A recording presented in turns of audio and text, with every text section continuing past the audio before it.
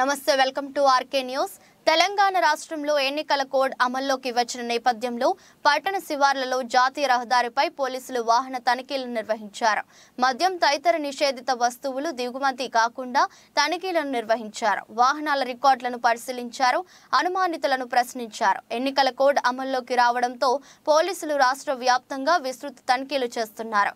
డబ్బు మద్యం తరలింపుపై నిఘా పెంచారు। ఎక్కడికక్కడ అనుమానం ఉన్న వాహనాలను ఆపి పరిశీలిస్తున్నారు। ఎన్నికల్లో పంపిణీకి రాజకీయ పార్టీలు డబ్బు తరలించే అవకాశాలున్న నేపథ్యంలో ఎలక్షన్ కోడ్ వచ్చిన నాటి నుంచి రోడ్లపై తనిఖీలను ముమ్మరం చేశారు పోలీసులు।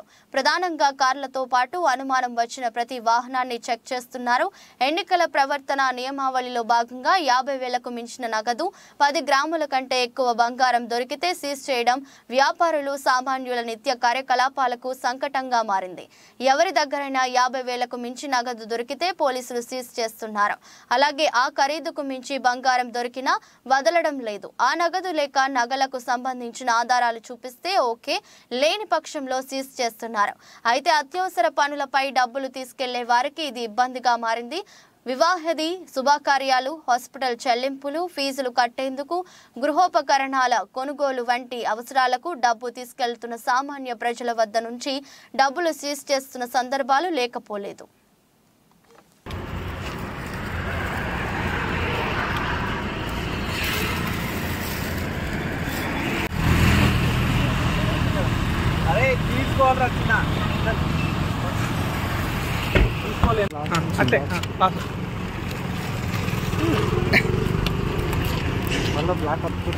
ఎలక్షన్ టైం కదా తప్పదు